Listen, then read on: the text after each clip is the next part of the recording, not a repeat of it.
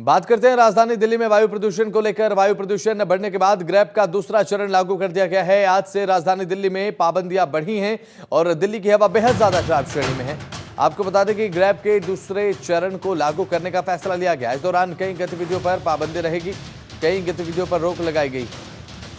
तो आज से राजधानी दिल्ली में पाबंदियां बढ़ाई गई हैं। बढ़ते हुए वायु प्रदूषण को देखते हुए कदम उठाया गया है। ग्रैब का दूसरा चरण लागू कर दिया गया है। आपको बता दें कि जब वायु प्रदूषण बढ़ने लगता है, पोल्यूशन लेवल इन्हेंस होता है, तो ग्रैब के जो लेवल्स हैं वो अप्लाई कर दिए जाते हैं। तो जब ग्रैब के चरण लागू किए जाते हैं तो उसमें कुछ पाबंदियां होती हैं, जिन पाबंदियों को लगाने के बाद एक प्रयास होता है वायु प्रदूषण को कम करने का। तो ग्रैब का दूसरा चरण यहां पर लागू किया गया है, जिसके तहत पाबंदियां राजधानी दिल्ली में बढ़ेंगी।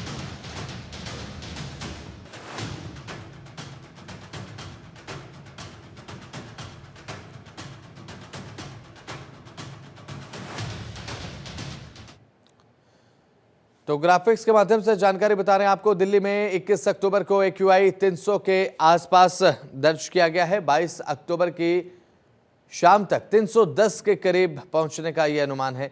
और साथ ही आपको बता दें कि दिल्ली में फिलहाल हवा साफ होने की उम्मीद बेहद कम है।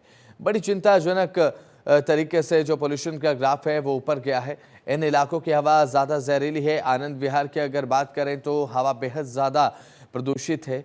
वजीरपुर की अगर बात करें तो दूसरे नंबर पर है, जहां पर हवा बेहद ज़्यादा जहरीली, और जहांगीरपुरी जहां पर ज़्यादा जहरीली जो हवा है वो देखने को मिल रही है। और साथ ही साथ अब इन इलाकों में अब जो ग्रैब का दूसरा चरण लागू किया गया ताकि पाबंदियां जब लगें तो प्रदूषण को कुछ कम किया जा सके।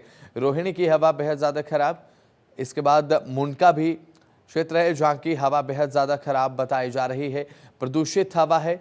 और दिल्ली के 12 इलाके रेड जोन में रखे गए हैं, जिसमें सबसे पहले अशोक विहार का नाम है रेड जोन में, क्योंकि पोल्यूशन ज़्यादा है। द्वारका सेक्टर 8 रेड जोन के अंदर रखा गया है क्योंकि पोल्यूशन बेहद ज़्यादा है। पटपटगंज को रेड जोन में रखा गया है, पोल्यूशन ज़्यादा होने के चलते पंजाबी बाग को भी रेड जोन के अंडर रखा गया है। तो 12 इलाके ऐसे हैं जहाँ पर पोल्यूशन बेहद ज़्यादा है, जो कि रेड जोन में रखे गए हैं। रोहिणी भी रेड जोन में है, बवाना भी रेड जोन में है।